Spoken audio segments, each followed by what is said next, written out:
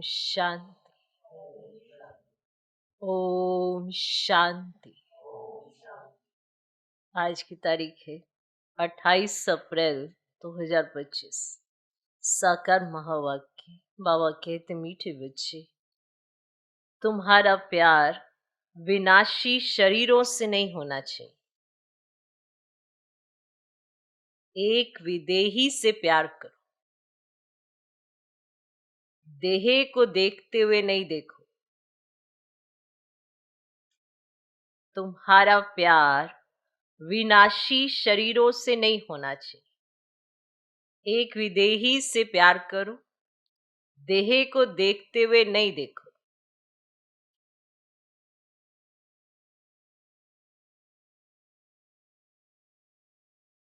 आज का प्रश्न, बुद्धि को स्वच्छ बनाने का पुरुषार्थ क्या है?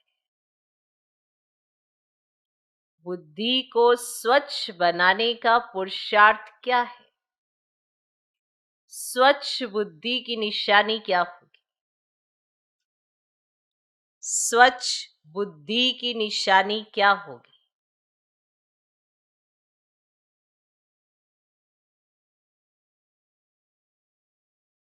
बुद्धि को स्वच्छ बनाने का पुरुषार्थ क्या है? स्वच्छ बुद्धि की निशानी क्या होगी? उत्तर, देही अभिमानी बनने से ही बुद्धि स्वच्छ बनती है।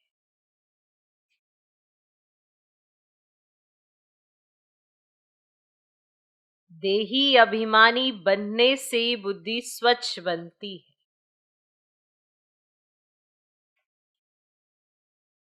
ऐसे देही अभिमानी बच्चे अपने को आत्मा समझ एक बाप को प्यार करेंगे।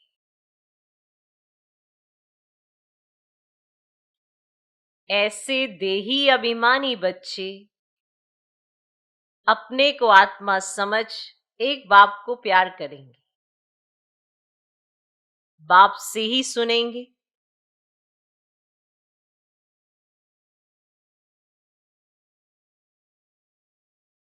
लेकिन जो मूढ़मती है, वे देह को प्यार करते हैं, देह को ही श्रृंगारते रहते हैं।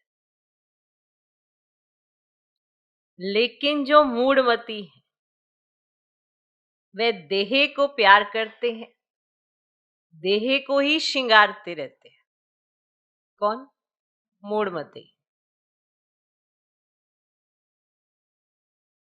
तो बुद्धि को स्वच्छ बनाने का पुरुषार्थ क्या है? स्वच्छ बुद्धि की निशानी क्या होगी? उत्तर, देही अभिमानी बनने से ही बुद्धि स्वच्छ बनती है। ऐसे देही अभिमानी बच्चे अपने को आत्मा समझ एक बाप को प्यार करेंगे, बाप से ही सुनेंगे। लेकिन जो मूढ़मती है, वे देह को प्यार करते हैं, देह को ही श्रृंगारते रहते हैं। ओम शांति। ओम शांति किसने कहा और किसने सुना? और सत्संगों में तो जिज्ञासु सुनते हैं। महात्मा व गुरु आदि ने सुनाया, ऐसे कहेंगे।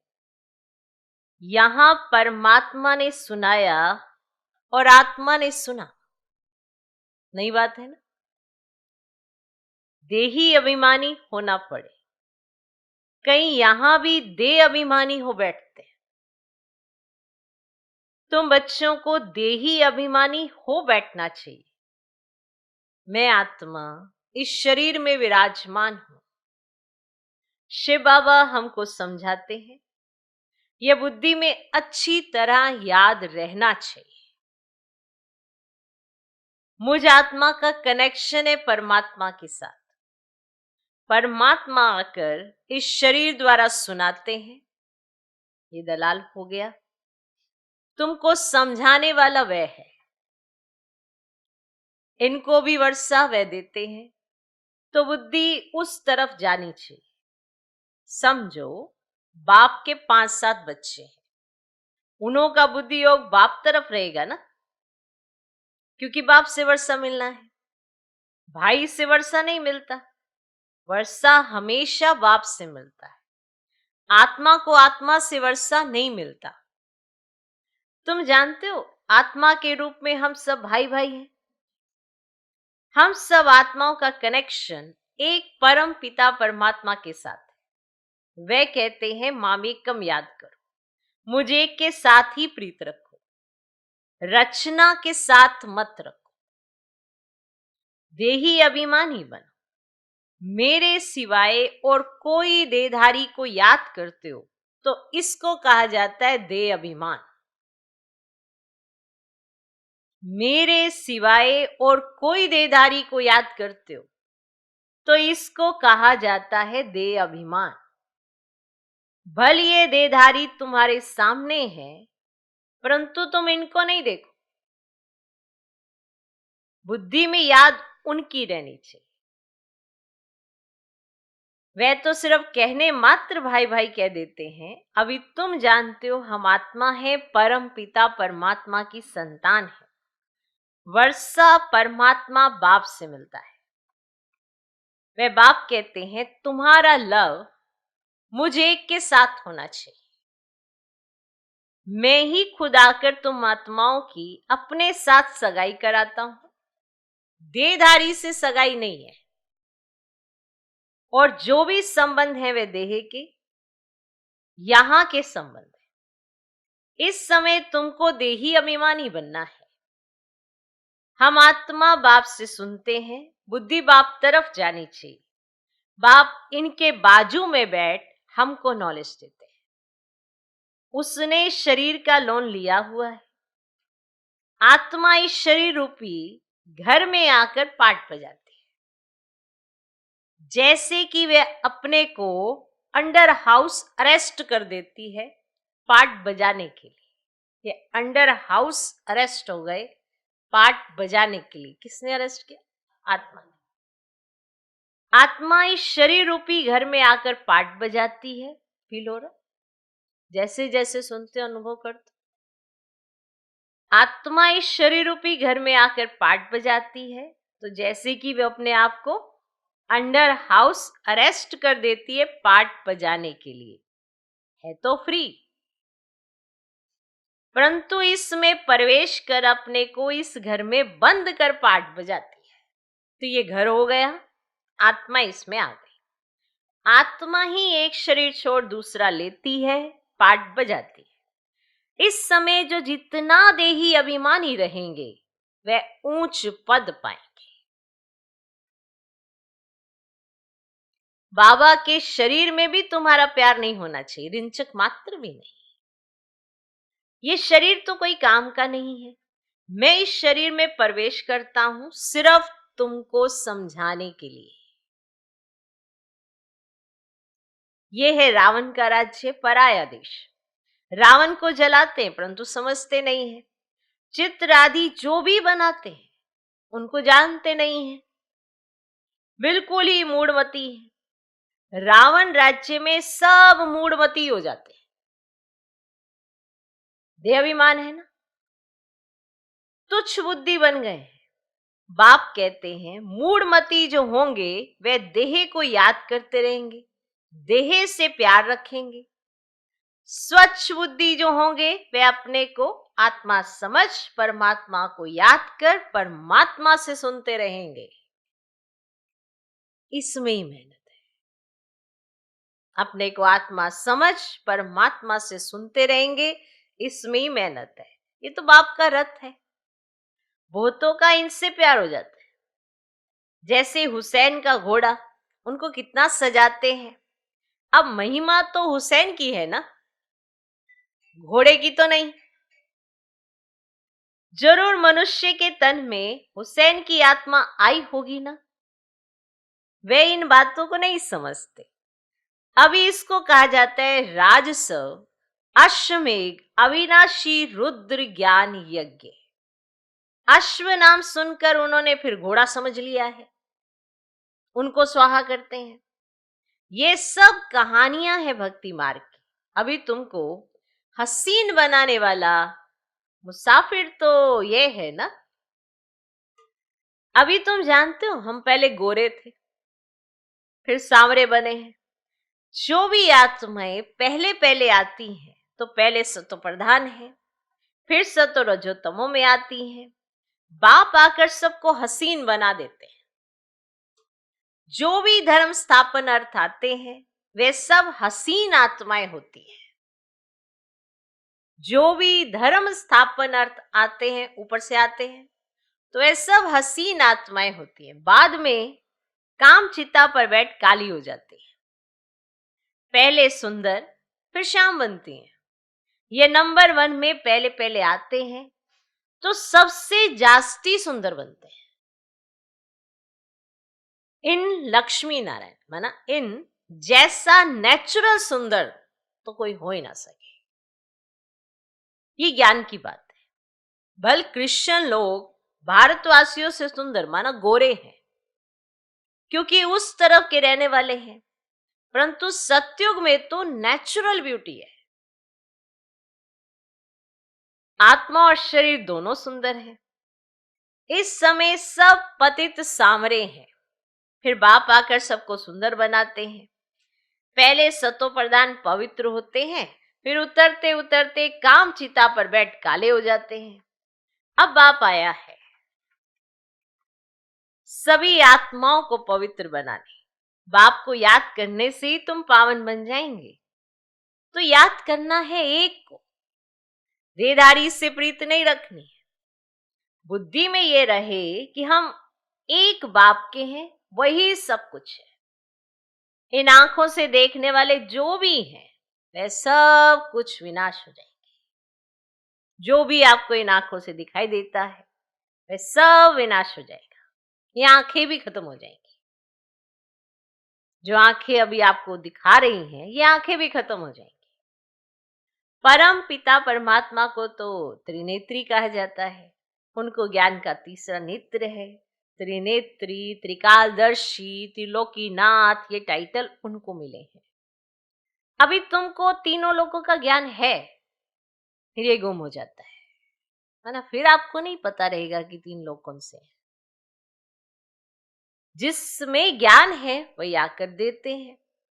तुमको बाप 84 जन्मों का ज्ञान सुनाते हैं।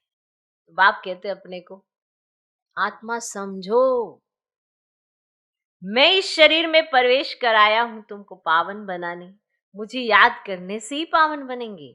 और कोई को याद किया तो सतो प्रधान बन नहीं सकेंगे। पाप कटेंगे नहीं तो कहेंगे विनाश काले विपरीत बुद्धि विनिश्यन्ति। मनुष्य तो बहुत अंधश्रद्धा में है, देहधारियों में ही मोह रखते हैं। अब तुमको देही अभिमानी बनना है, एक में ही मोह रखना है। दूसरे कोई में मोह है तो गोया बाप से विपरीत बुद्धि है। बाप कितना समझाते हैं, मुझ बाप को याद करो, इसमें ही मेहनत है। तुम कहते भी हो हम पतितों को आकर पावन बनाओ, बाप ही पावन बनाते हैं।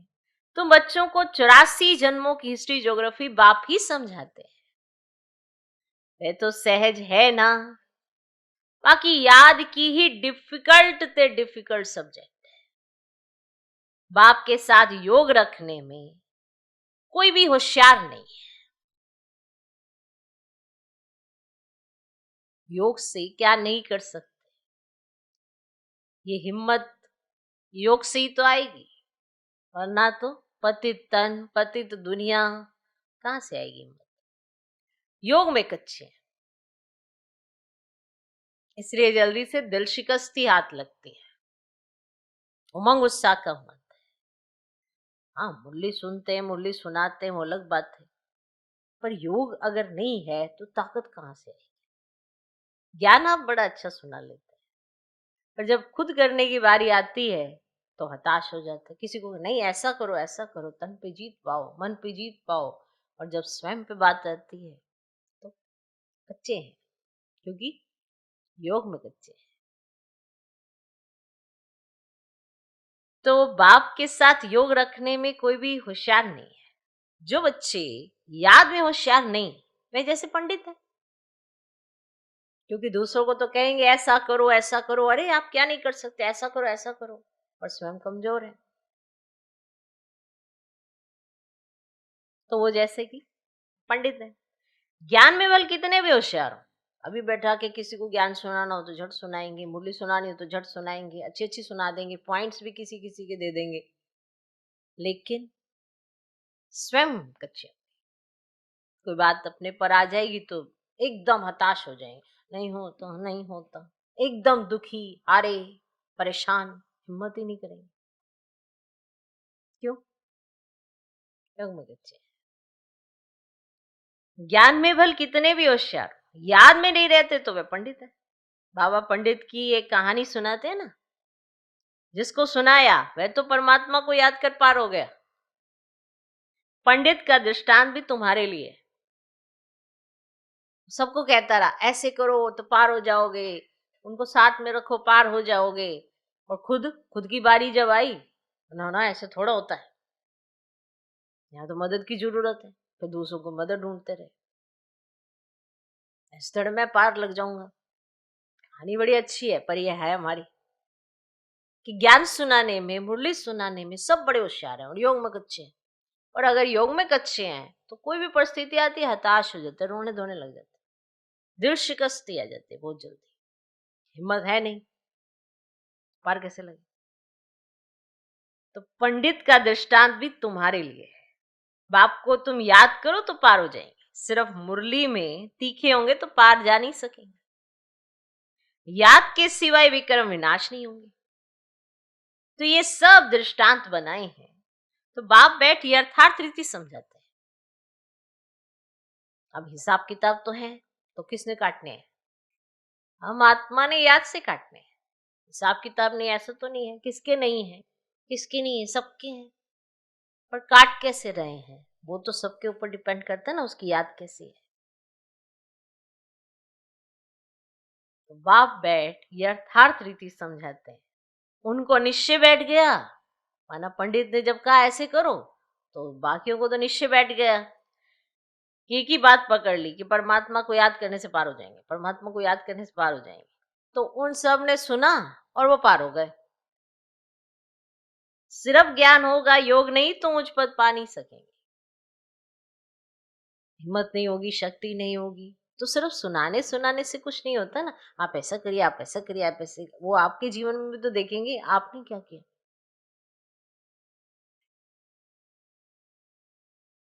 ऐसे बहुत है, याद में नहीं रहते, और मूल बात है ही याद की। बहुत अच्छी अच्छी सर्विस करने वाले, परंतु बुद्धि योग ठीक ही नहीं होगा तो फंस पड़ेंगे। योग वाला कभी देह अभिमान में नहीं फंसे, अशुद्ध संकल्प नहीं आएंगे, याद में कच्चा होगा तो तूफान आएंगे। योग से कर्मेंद्रियां एकदम वश हो जाती, बाप राइट और रॉन्ग को समझने की बुद्धि भी देते हैं। औरों की देह तरफ बुद्धि जाने से विपरीत बुद्धि में निशांति हो जाएंगे। ज्ञान अलग है, योग अलग है। योग से हेल्थ, ज्ञान से वेल्थ मिलती है। योग से शरीर की आयु बढ़ती है, आत्मा तो छोटी बड़ी होती ही नहीं। तो ये शरीर की आयु अगर आपने बढ़ानी है, शरीर का कष्ट खत्म करना है, तो याद तो करना पड़ेगा ना, क्योंकि देखो हिसाब किताब तो है, सबके हैं। पर अगर छोटा मोटा या कोई भी आ जाए, कोई बड़ा भी आ जाए, तो कैसे चुकतू करोगे। अब नहीं आ रहे हैं तो आपको लगता है अरे कुछ नहीं है, ऐसा नहीं है, ऐसा नहीं है, लेकिन अगर आ जाए सामने हिसाब किताब, फिर क्या करोगे?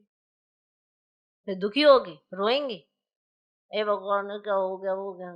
तो फिर तो कमजोरी हो, फिर क्या कमाया, क्या कमाया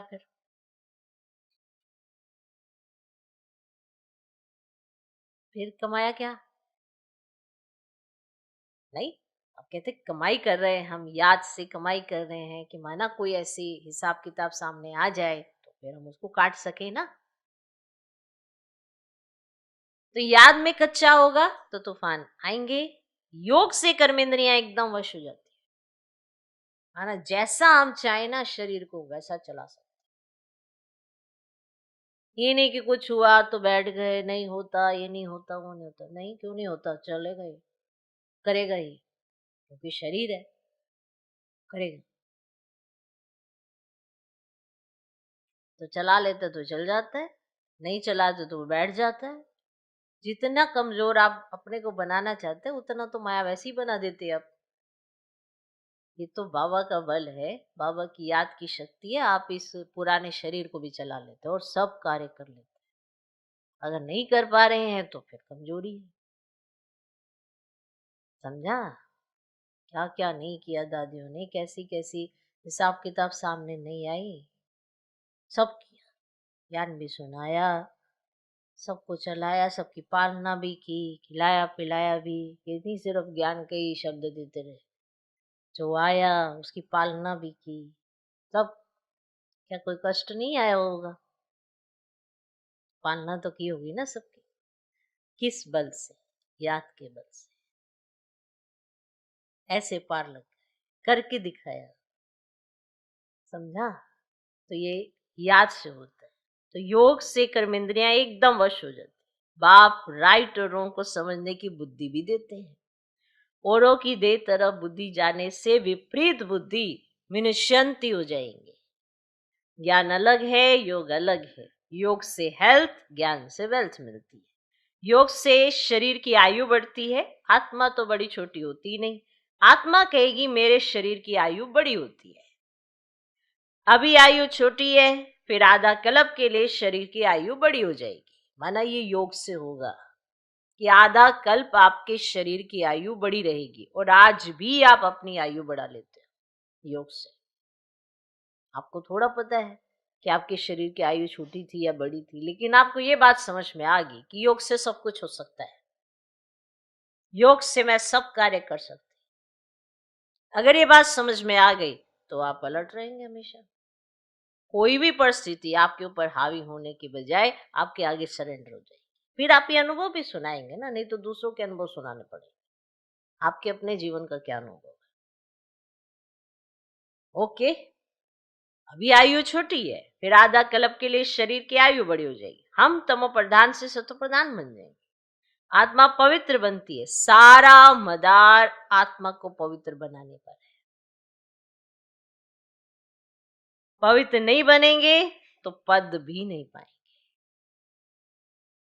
माया चाट रखने में बच्चों को सुस्त बना देती है। बच्चों को याद की यात्रा का चार्ट बहुत शौक से रखना चाहिए। देखना चाहिए कि हम बाप को याद करते हैं या कोई मित्र संबंधी आदि तरफ ही बुद्धि जाती है। सारे दिन में याद किसकी रही अथवा प्रीत किसके साथ रही, कितना टाइम वेस्ट किया, अपना चार्ट रखना चाहिए। परंतु कोई में ताकत नहीं है जो चार्ट रेगुलर रख सके। कोई विरला रख सकता है। माया पूरा चार्ट रखने ही नहीं देती। आप सारे दिन के सारे कार्य करेंगे, पर जब चार्ट रखने की बारी आएगी तब भी आप सो जाएंगे। तभी आपको लगेगा कि अब कल लिखेंगे, और कल फिर नया लिखेंगे। कहां से लिखेंगे? तो आदत बनी नहीं देते। ये माया ऐसी है, आपको चार्ट रखने ही नहीं देगी, क्योंकि इससे आपकी उन्नति होगी। क्योंकि चार्ट रखना होगा तो आपका अटेंशन जाएगा अपने ऊपर। अब चार्ट रखेंगे ही नहीं तो अटेंशन कहां से? आज मुझको क्रोध आया, आज मेरे को ये हुआ, वो कब कहते हैं? जब आपको चार्ट लिखना हो तो फिर ये क्या लिख रहे हैं, कल से नहीं करेंगे। लिखना ही नहीं है तो फिर क्रोध आए, चाहे कुछ भी आ जाए, चाहे माया आ जाए, चाहे लालच आ जाए, कुछ भी आ जाए, आपको क्या फर्क पड़ने वाला है? लिखना है, बताना है, तो फिर झिझक भी होती है, लज्जा भी आती है। क्या सोचेंगे? हम्म? ये हम करते हैं, फिर वो चीजें भी गायब कर देते हैं। अरे भैया, आप अपनी उन्नति के लिए कर रहे हो। तो जिनको निश्चय है उनकी आदत बड़ी पक्की होती है। जिनको निश्चय नहीं है, हाँ लिखेंगे, 4 दिन लिखेंगे, फिर खत्म, फिर बंद। फिर कहेंगे क्या लिखे रोज एक जैसा। एक जैसा दिन तो कभी होता ही नहीं। पूरे कल्प में कोई दिन एक जैसा नहीं। पूरे कल्प में कोई दिन एक जैसा नहीं। तो फिर चाट एक जैसा कैसे हो सकता? सोचने की बात है ना। पर ऐसा सोचे कौन? जिसने नियम बनाया हो बाप के साथ ये व्यवहार का, उसका बना रहेगा ना। जिसने नहीं बनाया तो क्या फर्क पड़ता है? उनको कोई फर्क नहीं। तो माया चाट रखने ही नहीं देती है, रेगुलर नहीं रख सकते। कोई बिरला ही रख सकते हैं, माया पूरा चाट रखने ही नहीं देती, एकदम सुस्त बना देती है, चुस्ती निकल जाती है। हम्म, चुस्ती निकल जाती है। एक सुस्ती एक चुस्ती। सारा दिन हम अगड़म बगड़म शगड़म करते रहेंगे, तो जब चाट रखने की बारी तो कितनी सुस्ती आएगी। रखते ही नहीं,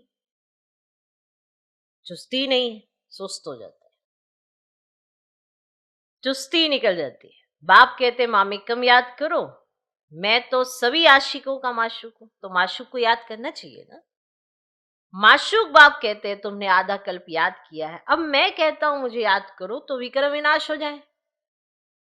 आधा कल्प तुमने ऐसे ही याद किया, आज जब मैं कह रहा हूं मुझे याद करो, तो मैं तुम्हारे साथ ये जो कहते हैं ना सौदा है ये, कि ताकि मैं कह तो सकूं जिनके नहीं हो रहे विक्रम विनाश, उनको बताऊं तो सही इन्होंने मेरा कहना माना है, इसलिए इनके विक्रम विनाश हो रहे।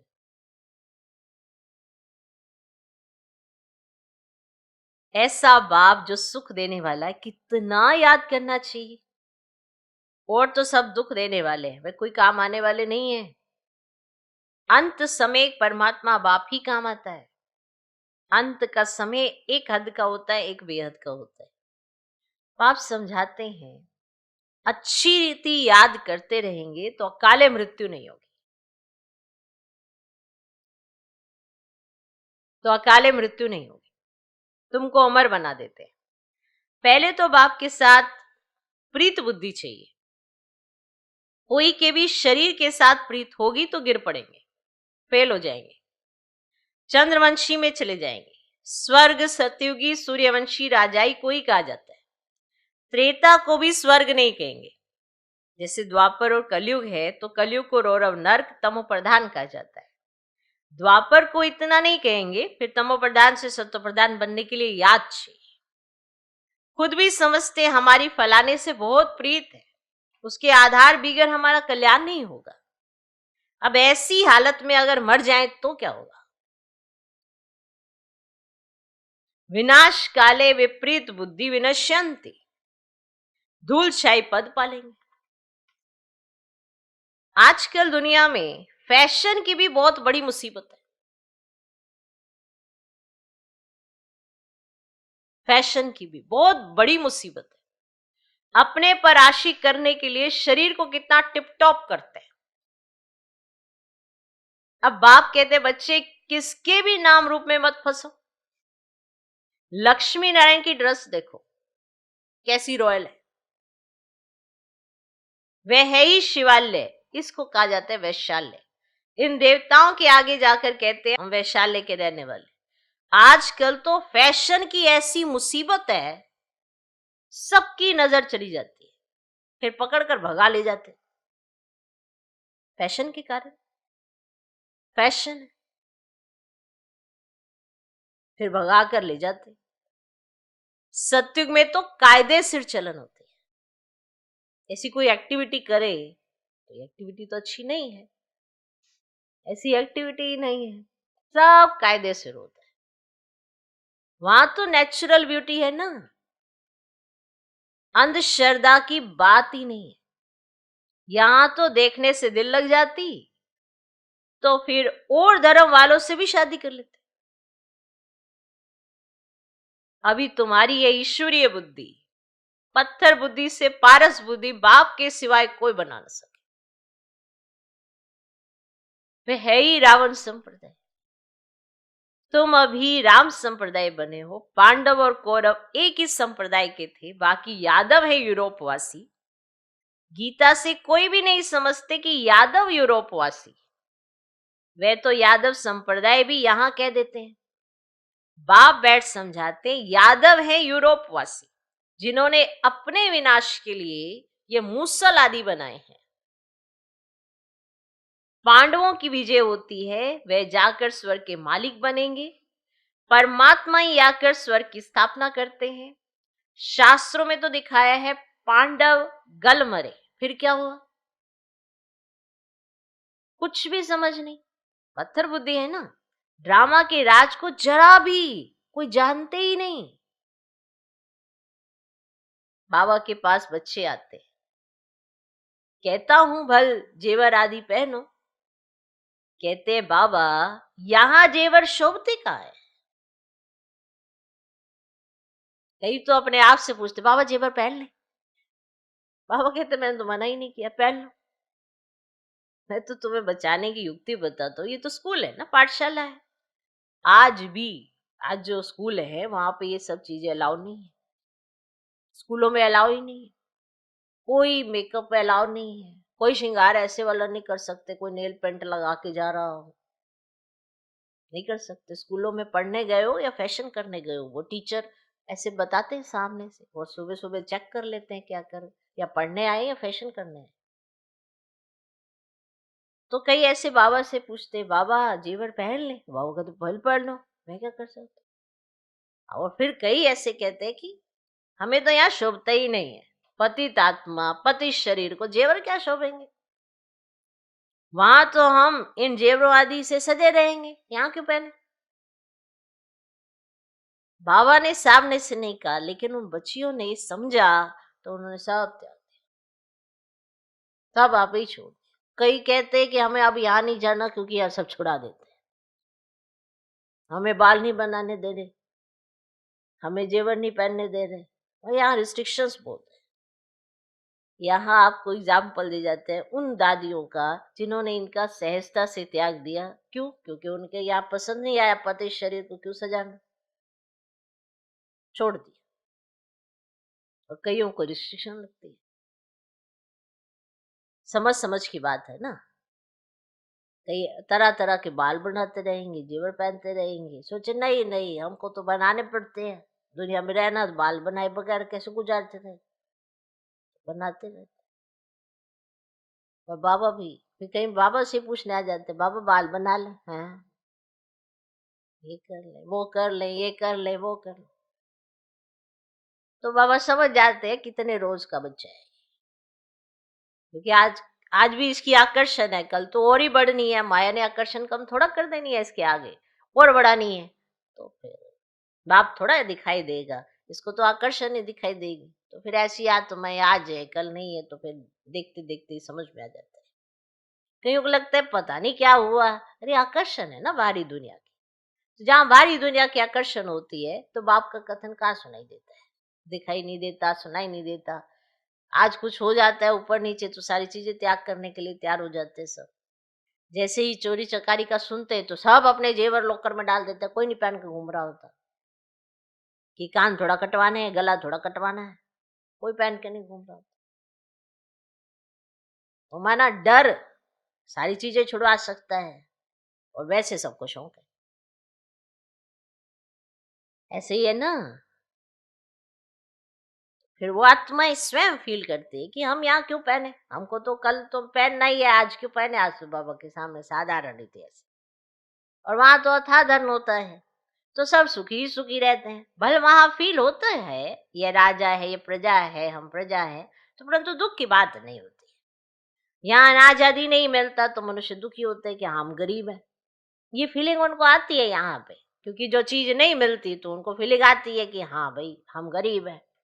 तो वहां तो सब कुछ मिलता है, दुख अक्षर मुख से निकलेगा ही नहीं। नामी है स्वर्ग, और यूरोपियन लोग उनको पैराडाइज समझते हैं, समझते हैं वहां गॉड गॉडेज रहते थे, इसलिए उन्हों के चित्र भी बहुत खरीद करते हैं। परंतु वे स्वर्ग फिर कहाँ गया ये किसको पता ही नहीं है।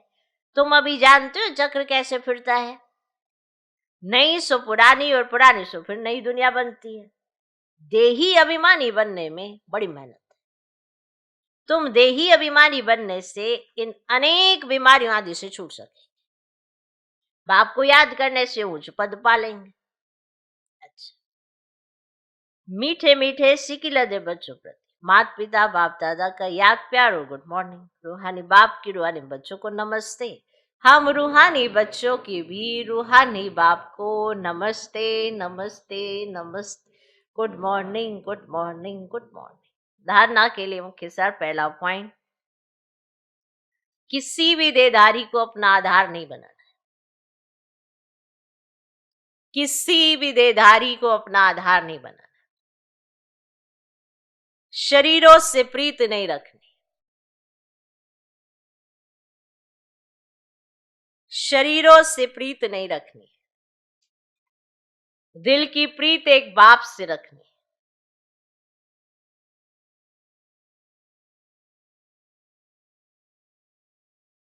दिल की प्रीत एक बाप से रखनी। किसी के नाम रूप में नहीं फंसना है। किसी के नाम रूप में नहीं फंसना है।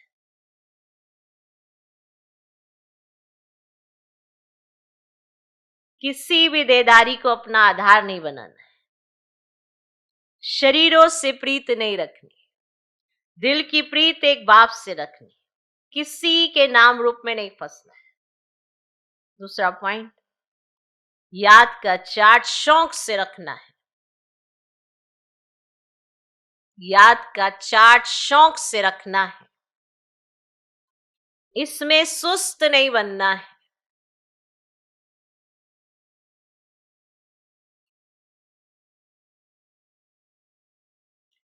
याद का चार्ट शौक से रखना है। इसमें सुस्त नहीं बनना है। चार्ट में देखना है मेरी बुद्धि किसकी तरफ जाती है। चार्ट में देखना है मेरी बुद्धि किसकी तरफ जाती है। कितना टाइम वेस्ट करते हैं।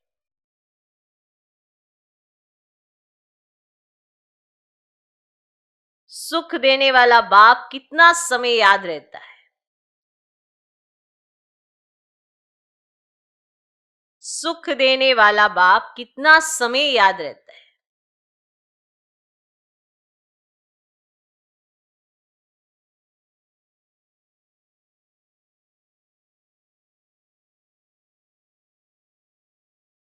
याद का चार्ट शौक से रखना है। इसमें सुस्त नहीं बनना है। चार्ट में देखना है मेरी बुद्धि किसकी तरफ जाती है, कितना टाइम वेस्ट करते हैं, सुख देने वाला बाप कितना समय याद रहता है। तो ये पॉइंट्स हैं, चार्ट में जरूर चेक करना। आज का वरदान, ग्रस्त व्यवहार और ईश्वरीय व्यवहार दोनों की समानता द्वारा सदा हल्के और सफल भव। ग्रस्त व्यवहार और ईश्वरीय व्यवहार दोनों की समानता द्वारा सदा हल्के और सफल भव। सभी बच्चों को शरीर निर्वाह और आत्म निर्वाह की डबल सेवा मिली हुई है। शरीर निर्वाह अर्थ कार्य तो करेंगे ना, और आत्म निर्वाह इसके लिए भी कार्य करेंगे। इसकी डबल सेवा मिली हुई है। लेकिन दोनों ही सेवाओं में समय का, शक्तियों का समान अटेंशन चाहिए। यदि श्रीमत का कांटा ठीक है तो दोनों साइड समान होंगे। लेकिन ग्रस्त शब्द बोलते ही ग्रस्ती बन जाते हो तो बहानेबाजी शुरू हो जाती है। गृहस्थी बहुत जल्दी बहाना देता है। ट्रस्टी के पास बहाना नहीं होता, उसे तो करना ही है। गृहस्थ ये नहीं हो पा रहा, वो नहीं हो पा रहा, बहानेबाजी बहानेबाजी। एक्टिव कम होता है गृहस्थी। और ट्रस्टी को तो पता है मुझे ये करना ही है, करना ही है। ऐसा होता है ना, नहीं होता, उसे तो करना ही है। ग्रस्त शब्द बोलते ही गृहस्थी बन जाते तो बहानेबाजी शुरू हो जाती। इसीलिए गृहस्थी नहीं, ट्रस्टी है। इस समृद्धि से ग्रस्त व्यवहार और ईश्वरीय व्यवहार दोनों में समानता रखो तो सदा हल्के और सफल रहे। तो हल्कापन अपने आप आएगा। आज का स्लोगन, फर्स्ट डिवीजन में आने के लिए कर्मेंद्रिय जीत माया जीत बनो। फर्स्ट डिवीजन में आने के लिए कर्मेंद्रिय जीत माया जीत बनो। फर्स्ट पोजीशन, फर्स्ट डिवीजन, सबको सब पता है। लेकिन इसके लिए मेहनत हमें अपने साथ करनी है। माया पर जीत पानी है, कर्मेंद्रियों को जीतना है, ये कार्य तो हमें करना है। ऐसे नहीं कि हताश हो जाएं, निर्बल हो जाएं। बलवान हो, निर्बल नहीं हो। तो जीतो, कर्मेंद्रियों को जीतो, माया को जीतो। हमें फर्स्ट डिवीजन में आना है, बाबा के साथ साथ चलना है। बाबा के साथ रहना तो बाबा समान बनना पड़ेगा, और बाबा समान माना सोचना, बोलना, करना, सब बातों में आता है। तो फर्स्ट डिवीजन में आने के लिए कर्मेंद्रिय जीत, माया जीत बनो। अव्यक्तिशाली कंबाइंड रूप की स्मृति से सदा विजयी बनो। आपके शिव शक्ति के कंबाइंड रूप का यादगार सदा पूजा जाता है।